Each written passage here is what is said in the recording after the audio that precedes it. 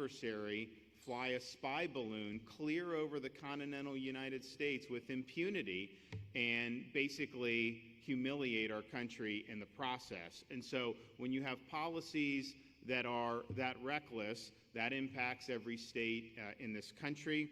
I don't need to tell people about the amount of drugs that have poured in to our country, particularly over the last several years. Yes, made in China, but brought across by the Mexican drug cartels. We had over 100,000 Americans die from drug overdoses last year. The vast majority of them are from opioids, including fentanyl. And this is not just limited, of course, to towns on the U.S.-Mexico border. This is happening all across the United States and communities in every corner of the United States. Now, in Florida, we have fought back, probably more than any state has fought back.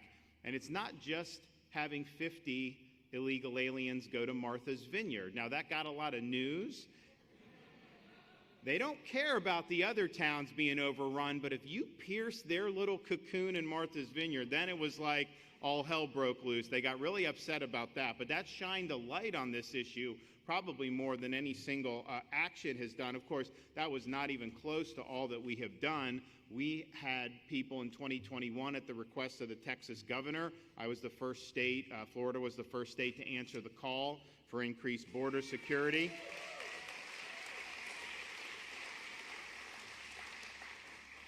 We've also done things more recently as we started to see boats coming from Haiti and from Cuba, and the Coast Guard dumped like a couple months ago in the Florida Keys. So I declared a state of emergency, and the Coast Guard actually is good to work with, but Biden will not send additional support. So they're stretched very thin. So we declared a state of emergency, and we've surged our resources to help the Coast Guard. So you actually have Florida Fish and Wildlife, FDLE, our agencies out there stopping these boats from Haiti, and then we bring them to the Coast Guard. Coast Guard takes them and brings them back to Haiti. I mean, so that is something that when we did the state of emergency, you've seen a huge drop now in the number of vessels and in the number of people that have been able to make landing in the Florida Keys. And then the ones that did come, the Biden administration actually sent them to either California or Texas, so they weren't even released in our state. And look, we would have arranged transport out of our state if they were released here, but that's that. So this we're having a great effect, and basically I'm going to keep those operations going as long as they need to go. You can't just have hundreds of people dumped down in southern Florida and think that that's a sustainable thing. So we've made a big difference, and we're going to continue to make a big difference.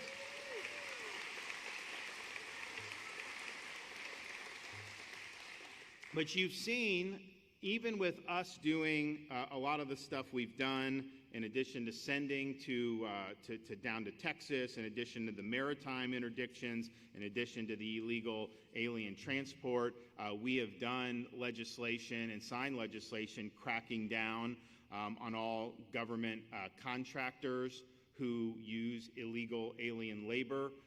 We've also signed legislation prohibiting government contracts with any private entity that is facilitating Biden's policies. And you do have some of these, quote, nonprofit groups that are facilitating people coming through Mexico across our border. If you're engaged in that, you are violating the law, and you're not going to do business with the state of Florida.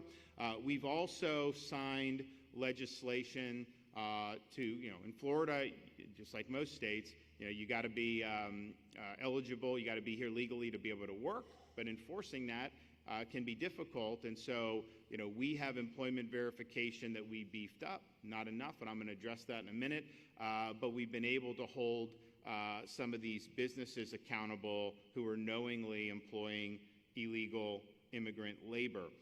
We also signed legislation cracking down on opioid dealers and traffickers, including increasing the mandatory minimum sentence. When you're dealing in fentanyl, you're killing people. I mean, you talk about just a little bit, and this is done. And so people will lose a son or daughter who may have gone out and may have made a bad decision, but not even knowing that this fentanyl is in, like a drug they take or something, and then they die.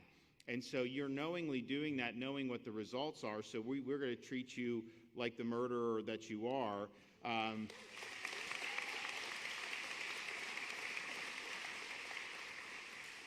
I also petitioned the Florida Supreme Court in 2021 to impanel a statewide grand jury. And so these are things that we're able to do from time to time under Florida's Constitution. When I first became governor, we did one on the school security in the aftermath of the Parkland massacre, and that ended up leading to the resignation of the superintendent, replacing 4 school board members, a lot of recommendations to be able to make things better. And then more recently, in December of last year, we petitioned and the Supreme Court granted the ability to impanel a statewide grand jury looking at misrepresentations regarding mRNA vaccine. Because, they said that if you take it, you won't get COVID. They wanted mandates. They wanted all this. That turned out not to be true, and there's been a whole host of things that have come out. So that is ongoing right now. And we also did, though, 2021, we impaneled on illegal immigration. So we have a statewide grand jury impaneled now on illegal immigration. They can issue recommendations and issue reports, and they have issued some recommendations, and so we're going to be implementing some of those recommendations here today. But we need to do everything in our power to protect the people of Florida from what's going on at the border and the border crisis. And so we're announcing a number of, I think, really timely initiatives that we're going to be working with the legislature on to get this done in the upcoming legislative session. First, we're going to increase the penalties, and this is something that the grand jury recommended, increase the penalties for human smuggling. And so if you have people that are bringing into the state of Florida, people that are here illegally, it's going to be a 3rd-degree felony if you're doing that, and a 2nd-degree felony if they're aggravating circumstances. We also say that it's a separate offense for each individual transported, concealed, or harbored. And then when people are being transported, even though they may not have violated this, they're going to be detained as material witnesses. If you hold people accountable, they're not going to want to do this. But we need to update our laws to be able to get this done.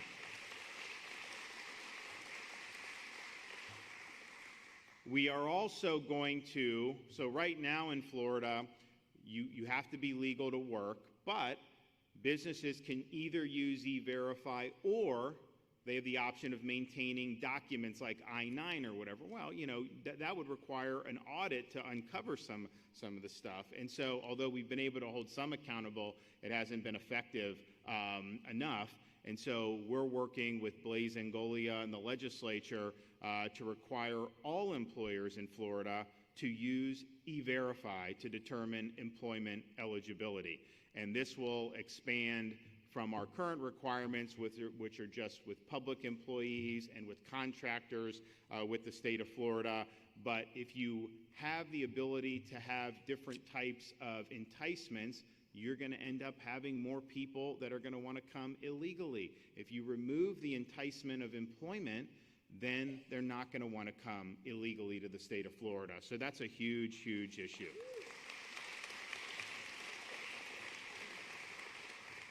Now, Florida correctly prohibits driver's licenses for illegal aliens, and we will continue to prohibit that. However, what local governments are doing is they're trying to circumvent that.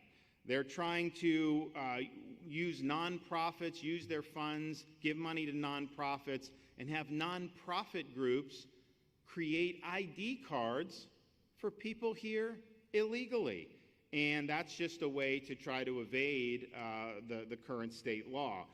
So our proposed legislation will prohibit that practice. Local governments will not be able to provide funds to issue ID cards to illegal aliens, and the legislation will invalidate all out-of-state licenses that have been given to illegal aliens.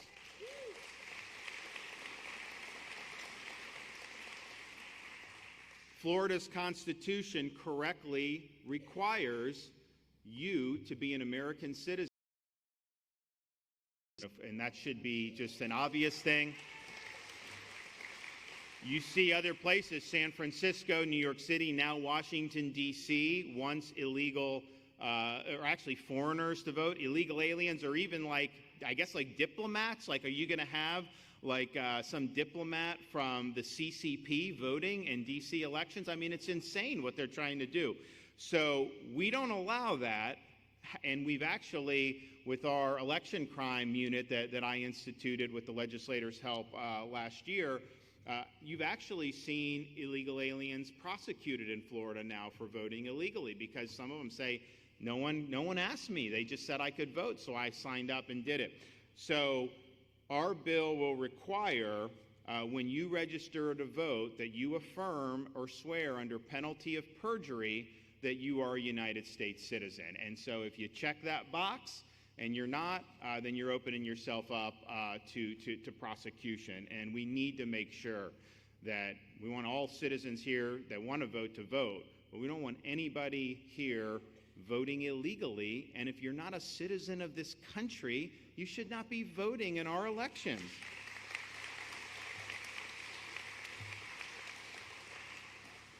We're also going to require hospitals to collect data on how much it costs to provide health care to people in our state illegally. I mean, this is something that we estimate to be in the hundreds of millions of dollars range, but that's just the estimate based on very limited data. It may be much more, and that's one of the costs that we talk about people coming across the border illegally. Yes, some bring drugs, but most of them don't. Some are criminal aliens, but most of them are not.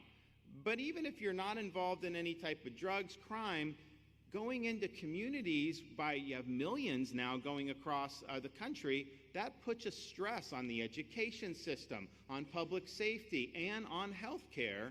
And I think you see that in every state, including the state of Florida. So we want those costs identified, and we want to be able to go to the people of Florida and let them know, and this is almost all uncompensated care that taxpayers are having to pick up, just what the costs of these border policies are.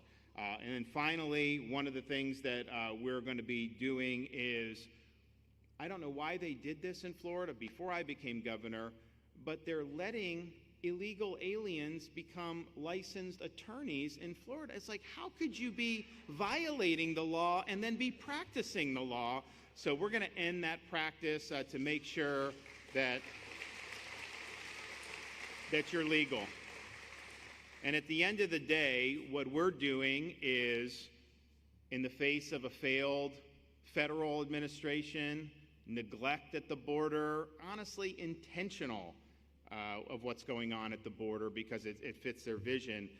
We're fighting back on behalf of Floridians, and I think if other states mimic the proposals that have been put forth today in the proposed legislation that Blaise Ngolia has, it's going to make a big difference. And it's really going to, I think, force the federal government to get with the program and to finally secure and defend the borders of the United States of America. So we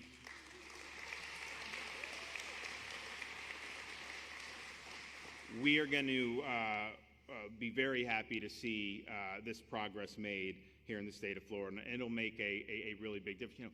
We have enough people that want to come from these blue states. We can't also take everybody from other countries illegally. I mean, it's hard enough. The state's getting very crowded. So, all right, we're going to hear from some of the folks with us here today. So first, we have the Commissioner of FDLE, Mark Glass.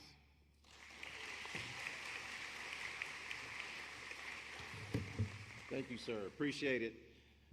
I'm FDLE Commissioner Mark Glass, and I just want to tell you what a pleasure it is to work for Governor DeSantis. In my line of work, I will tell you, I get asked by my peers, and they ask me, what is it like to work in Florida? And I said, well, it's amazing, because we have a Florida governor who gets it, and he understands it, especially when it comes to law enforcement and public safety. And I want to thank him for inviting me to speak today on this topic that he was speaking of on this bill. It's of great importance to our public safety. And we know that our great state is a prime destination for Americans seeking the freedoms and opportunities that we routinely enjoy here. They're flocking here to experience the free state of Florida, and we get away from the impacts of overreach of government and also lawlessness emanating from weak leaders. Well, ladies and gentlemen, we do not have a weak leader. We have a strong and bold leader.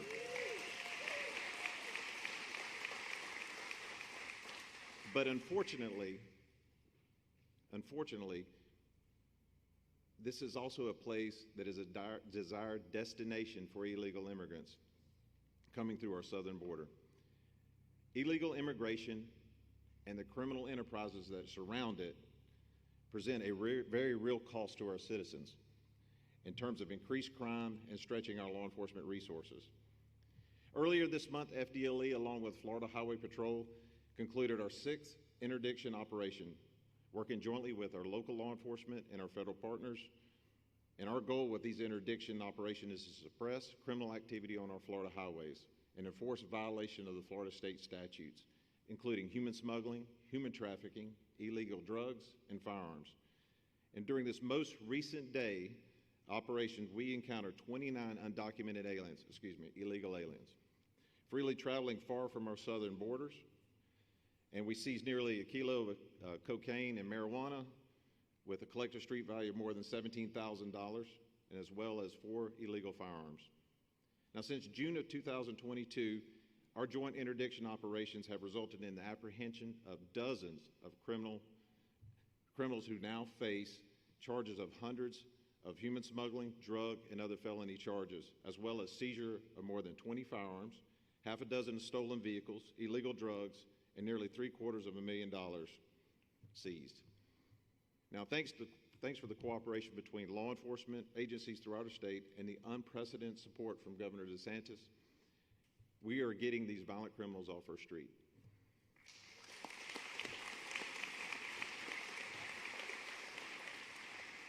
Now, those who choose to violate our laws, you will be pursued just like the lawbreakers I just spoke about. Human smuggling, drug trafficking, and a host of other criminal activities are appalling, and we should not have this in our state. But it's still spilling steadily across that southern border to get here. These federal failures are requiring Florida fixes, and this is the man to fix it.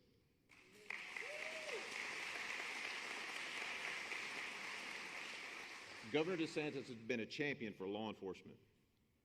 Everything from consistent raises and incentives, caring for our retired canines, and tackling the fentanyl crisis, and simply being a voice for good in a time that most people are trying to tear down this noble profession. This immigration bill that he spoke about today will help us in law enforcement cut criminal activity at its source. Now, I applaud the governor, his vision, his leadership to spearhead this initiative, and his courage to confront the issue of illegal immigration when so many others shrink from their responsibilities. With our continued vigilance, excuse my language here, my continued vigilance, I can't use big words, it's usually rough on me. Just an old boy from Walton County, so. This bill will help keep Floridians safer, protecting our citizens from criminals who are illegally in our state and removing them from our communities altogether. Our mission is simple here, is to keep Florida residents and visitors safe, and to criminal actors who doubt our resolve, you better think again. Because if you come after our citizens with illegal intent or ill intent, and even our visitors that come here to visit this great state, we're coming for you. We're coming for you. Thank you, sir. Blaze. Yes, sir. Good morning, everyone. Good morning. Come on, good morning, everyone. Good morning. Come on, we got the best governor in the United States here.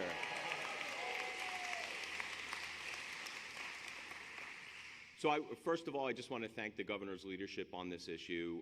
You will see a lot of people shying away from the big issues, but this governor is not afraid to tackle the issues that people have refused to tackle for decades. So, Governor, I thank you for your leadership. So no notes, just going to speak from the heart here. The federal government is an absolute mess. It's an abomination, especially what's happening with the southern border. In fact, the southern border is so bad that I personally think the federal government should classify itself as its own disaster area. That's how bad it is. And we need bold leadership and policies like this to put forward. This comprehensive state-led illegal immigration initiative, anti-illegal immigration initiative, I think is so bold, and thank you, Governor, is so bold that it should be the blueprint for the other 50 states. Because the only way the federal government is going to react is when the states finally push back. And you have a leader here in Governor Ron DeSantis who is finally pushing back and putting the Biden administration on notice that Florida will not take it anymore.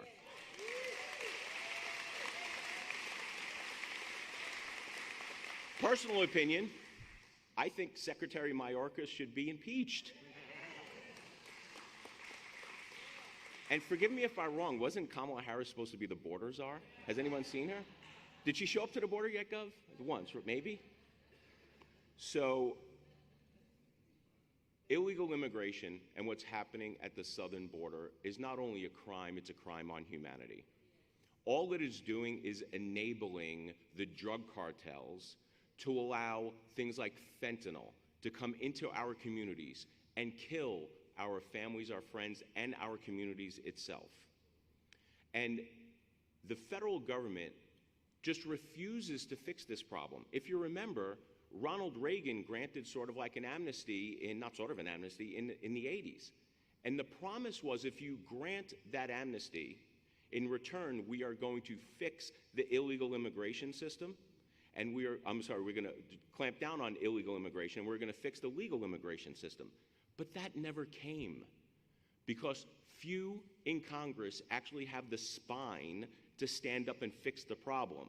Now, we cannot fix the problem here from the states, but thank God we have a leader who is standing up and trying to fix the problem from the state level.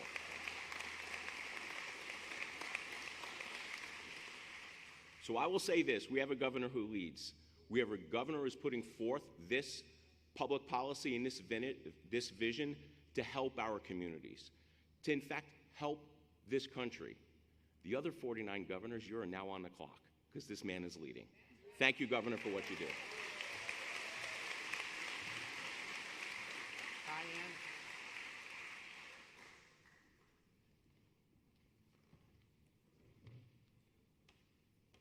Hello, you all. How are you all doing? My name is Representative Kian Michael. I can say representative now because I am in the House representing some of you all sitting here. But more importantly, I'm an angel mom, and some of you all know my story. I love this legislation. I love this bill that the governor is putting forth because what happened to our family, and you're going to hear another story, should never happen.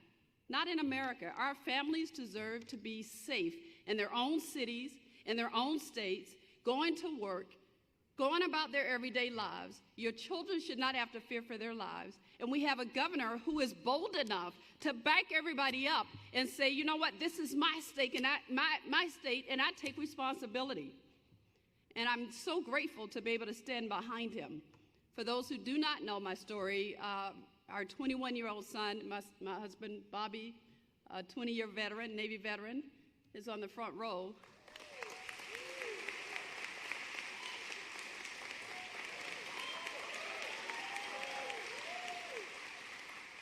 And thank you to all of the veterans who are here. The governor, thank you all so much. We're a veteran town and state.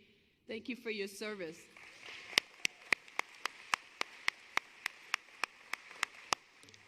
Our 21-year-old son, Brandon Randolph Michael, was on his lunch break, just like an every average day young person, going to cash his paycheck because we raised our kids like how many of you all raise your children.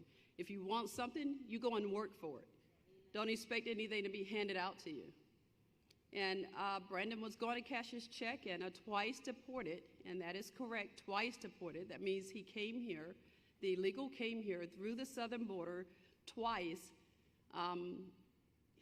and just would not stop until he ran into our son, and he caused Brandon Carr to flip.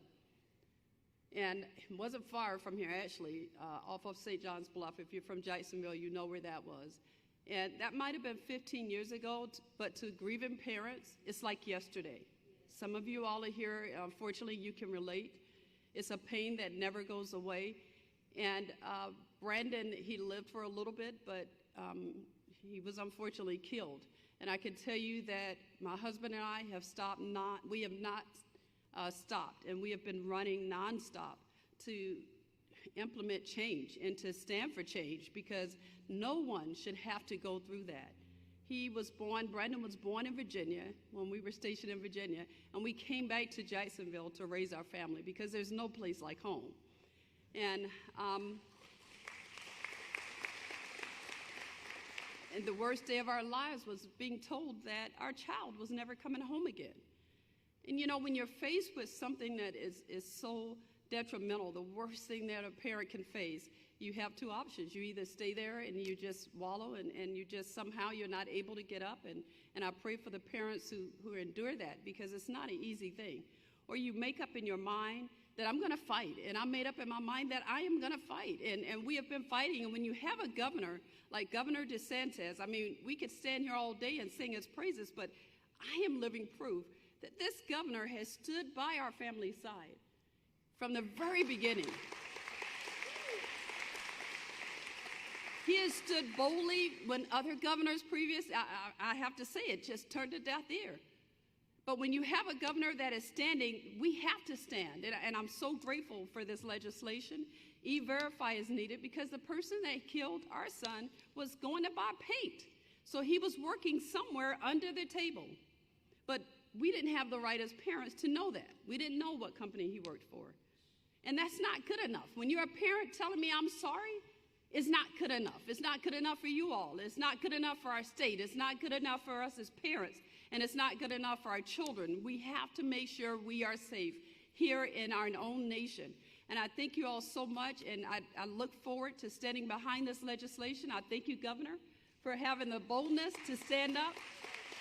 You guys, he made New York backpedal on what they were doing. How about that?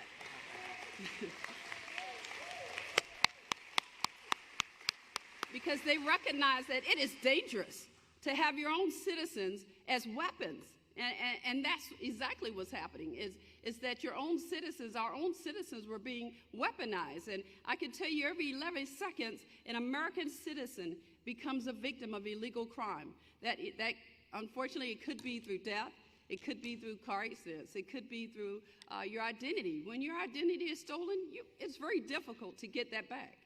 It could be through the drugs that are coming through. It's so many different ways. And I can tell you, people who come to this nation to become American citizens, they're very proud when they stand up and they go through the classes, because we do have a legal process. And unlike Kamala, I have been to the border. I've been to McAllen, Texas. I have been to El Paso, Texas. I've been to Laredo, Texas. I've seen firsthand what is happening at our border, and it's horrible. So I can tell you right now that this legislation and this bill, it will definitely keep us safe. And I thank you, Governor, for bringing it forward. I thank you all for listening to me. And God bless America, and God bless our great governor.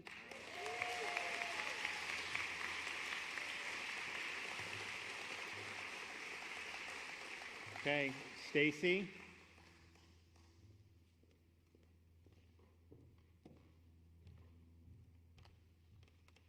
Good morning.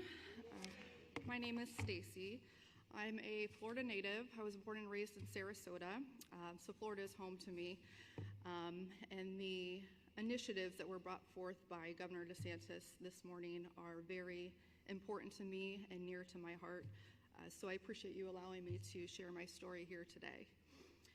On June 5th, 2021, I was asleep in my bed and woken up with a knife to my throat and pressure on my chest. I typically sleep with the lights out and pitch black, so I couldn't see much, and I assumed that I was in a dream. I was in a nightmare. When I realized I wasn't, I started fighting. We ended up on the floor. He cut my face, my body, and my fingers were severed from grabbing the knife, trying to get it out of his hands. I threw it under the bed. But now he starts strangling me. From being woken up from a dead sleep and many minutes into this fight, I'm now losing blood and realize that I'm getting weak. His upper body strength is factually stronger than mine. I get out of his grip twice, but losing consciousness by the third attempt. Strangulation is a very slow process. You have time to think. And I think I will not allow this to be my fate, never knowing who or why, assuming someone is killing me just for fun. I haven't heard any words from him at this point, and I haven't seen his face. I won't let my family not know, so I switch gears. I start asking him the same 3 questions repeatedly in the voice that I still have. And eventually I ease up on fighting him, and he lets up, and he turns on the lights. It's a face I haven't seen before, but I put together that he was my neighbor. He turns on the lights to rape me. He sodomizes me. And at this point, I'm degraded, but I can tell you that in this moment, I knew I was going to get out because there was a motive other than just being there to kill me for no reason. He imprisoned me in my home. At some point, I begged for water to build my strength. I asked him to take me to the bathroom, and here he started freaking out. My blood was all over him.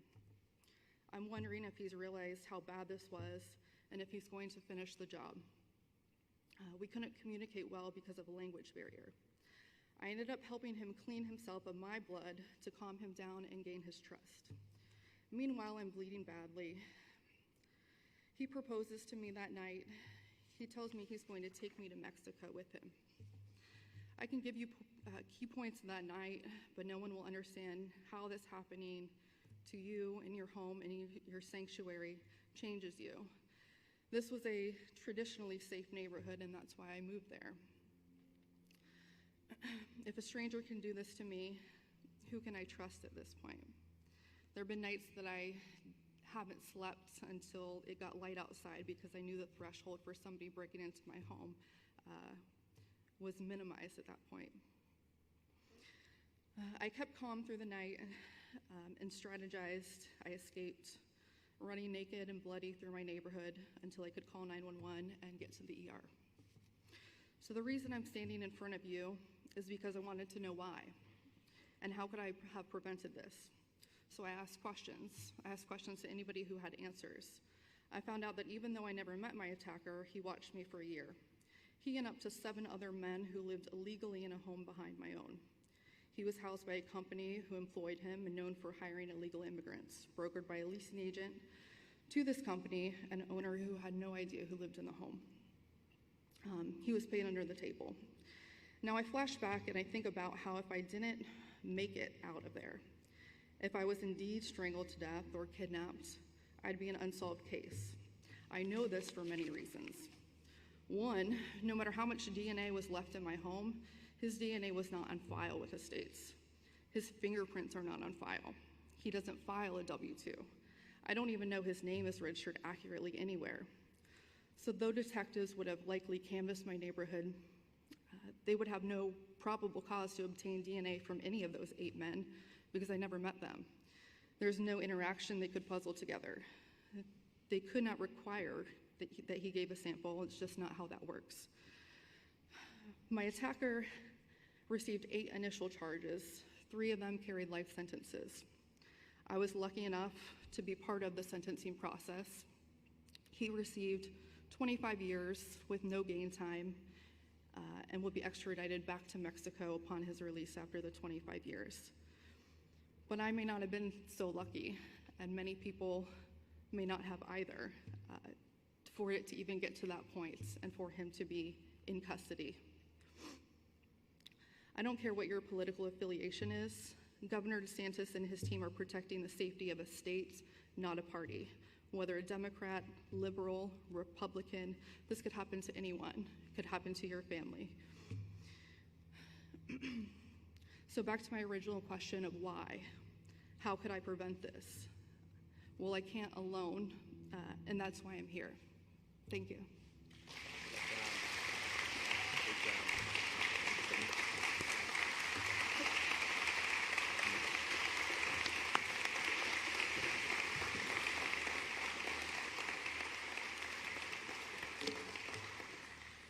Well, thank you, Stacy, for those very poignant remarks, and we're sorry that you had to go through that, but we don't want that to happen to anybody, and so that's why we're here to do something about it. And I think we're going to be able to do more in the next couple months when the legislature reconvenes than anyone's been able to do in the modern history of Florida, and that'll make our state stronger, and it'll make our state freer. So let's get it done.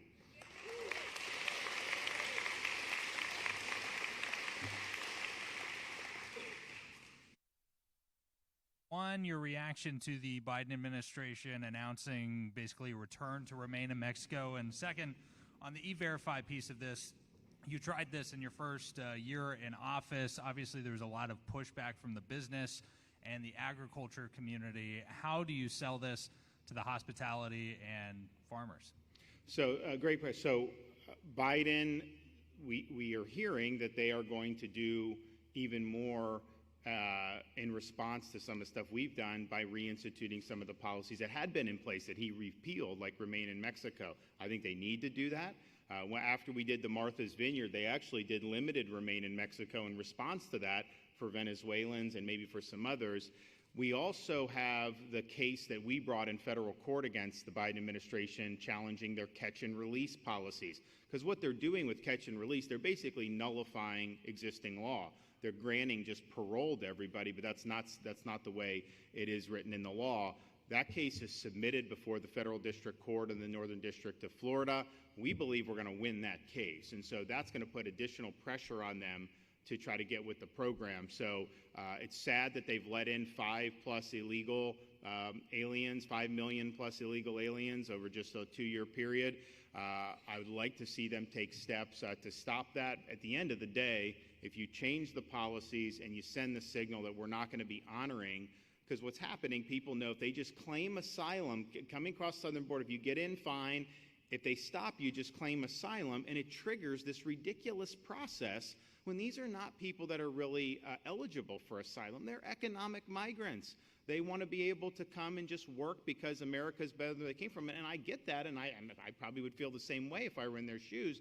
But that's not how you govern a country based on the rule of law, and it just doesn't work. So I hope that they get smart on this. I think if he's going to run again, this is a massive problem for him. And I think that they're wising up about that, because you can't defend the borders of your own country. That's kind of like your primary job. In terms of the political opposition, look, these are tough issues because you basically have a Democrat Party now that is for open borders. They don't believe in enforcing immigration law. So they oppose E-Verify because their view is you don't have a right to tell a foreign national that they can't come illegally. It's insane, their ideology, but that's kind of woke ideology run amok. And that's pretty much all of those folks. So then you have as Republicans, you have people like Blaze who are basically rule of law first, and then you have others that are more catering to some of the corporate. And I think what we ended up with a couple years ago was enhanced employment verification, but you did not have to use E-Verify. You were able to hold these documents. We were given limited authority to audit that at the state level. So although we were able to hold some accountable, it was not what you need. And I think people look at this and they say, you know what, we need to get this right. Here's the thing. People want to come to Florida. We were looking about all the stuff with housing and all this other stuff. Wouldn't it be better for us because I can't prevent people from coming. If you want to move from New York or Michigan or whatever, that's your right. Now, most of them are moving, I think, for the right reasons, it turns out, and they want to be part of what we're doing here, which is great, and they're not trying to vote a different way. But nevertheless, you can come regardless of that. And so if we have that, wouldn't it be better to say that the migration coming into Florida are American citizens, or at least people who are here lawfully? And that's what we want to get to. Yes, anyone else? Two-part question. Was this something that was discussed or at least planned to talk about in the last legislative session? And were there any factors of this that carries over into the next legislative session when you start bringing this latest proposal there? Yeah, it's a good question. So, look, we fought the fight, as was mentioned. We ended up with a compromise version that was inadequate. We had a lot on the agenda in the last legislative session. As you guys know, we got done more than probably we've ever done. But I also didn't see the great prospects of success on some of these issues with that legislative configuration. Well, now we have super majorities in the legislature. We have, I think, a strong mandate to be able to implement the policies that we ran on, and these are policies that I've been for since the day I became governor over 4 years ago. So I think it's just a different political context now in terms of having super majorities that really makes a difference. And I think that a lot of this stuff should be a no-brainer. We understand some of it may be a fight, but you know what? Stand up and express what you believe. If you don't believe this is the right policy, then just be honest about it and say what you believe. I think the problem that voters have, and I just, because I'm a voter too, with some of these Republicans, and you see it a lot in Washington too, they campaign saying they're going to do all these things, but then when they get up there, they don't want to do it. And that's the problem.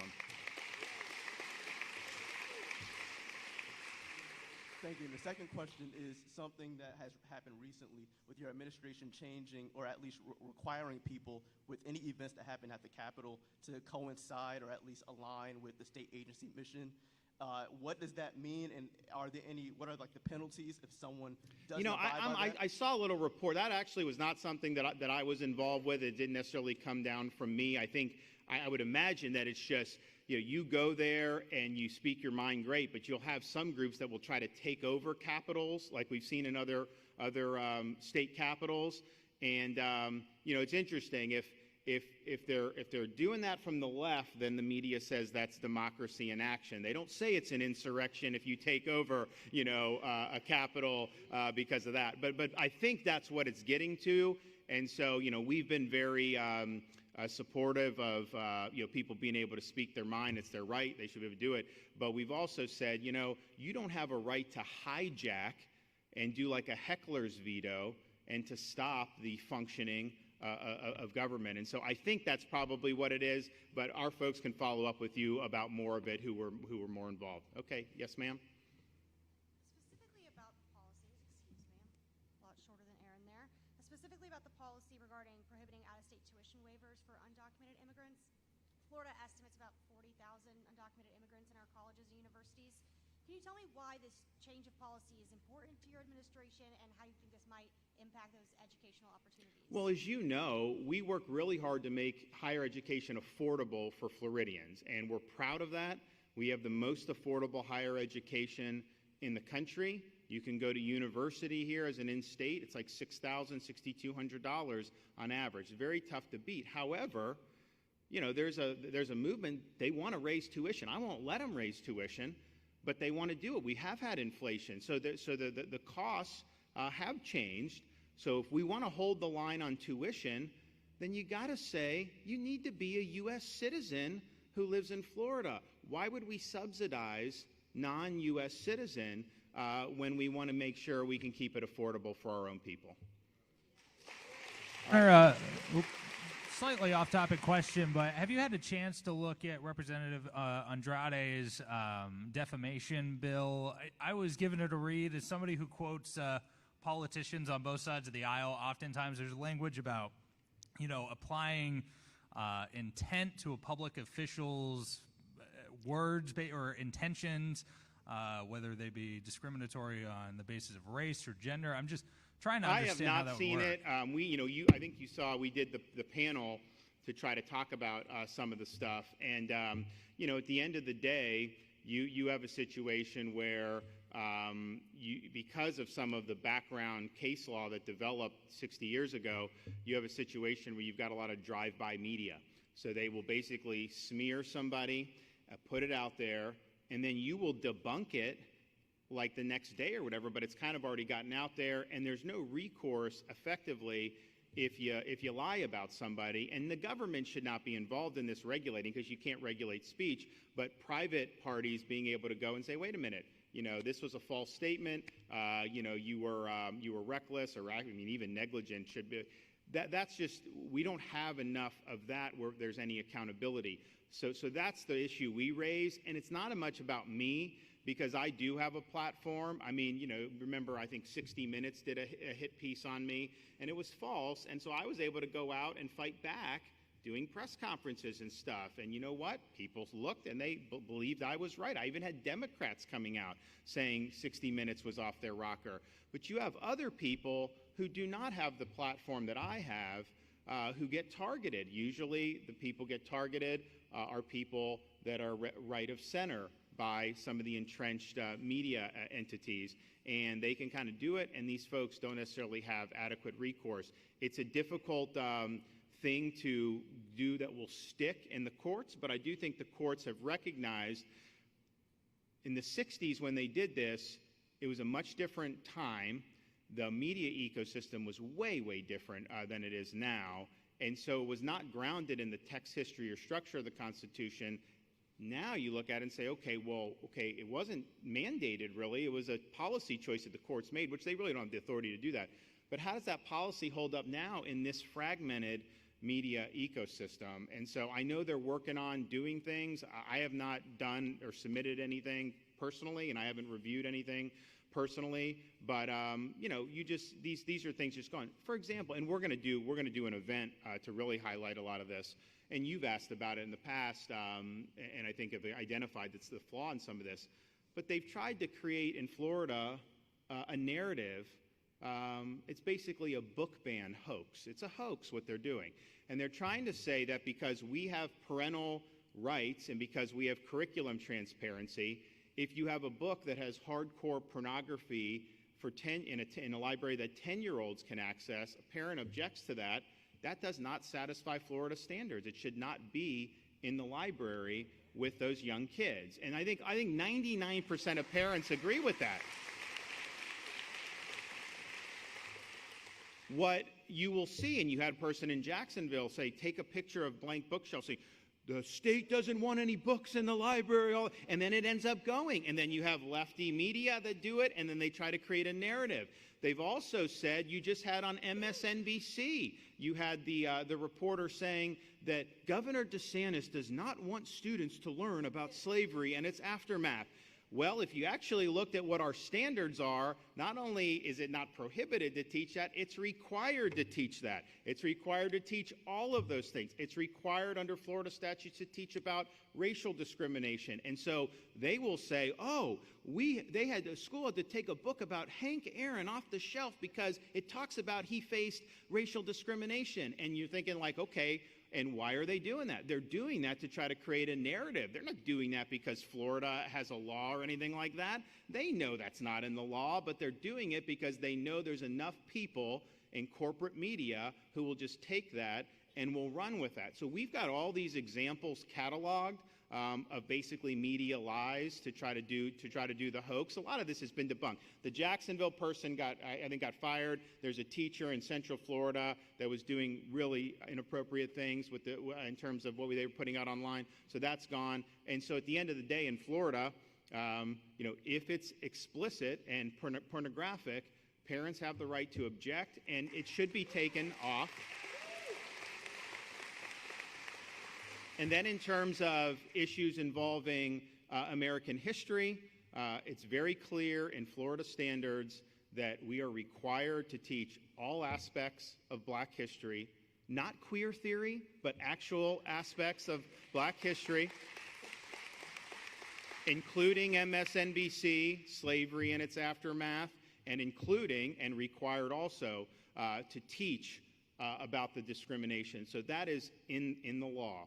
And so when they're trying to say they have to take a Roberto Clemente book or something like that, they are lying to you. And it's one thing for a stooge who's a partisan apparatchik that may be in like a teacher union to try to do this, but to have corporate media not immediately shoot that down, because all you have to do is look up our standards. Very easy to do.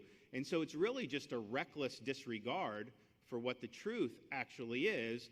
And the good news about it is, I think because of the lack of guardrails on some of this stuff in terms of being able to do private suits, the standard has gotten lower and lower. The preparation has gotten worse, fact-checking has gotten worse, all that stuff. But what it's done is it's created a situation where the vast majority of the people know that this is an agenda that's trying to be imposed on them. They know these are narratives, and so they don't typically believe it anymore. And I think that a lot of those outlets only have themselves to blame. All right, everybody. Thank you. God bless.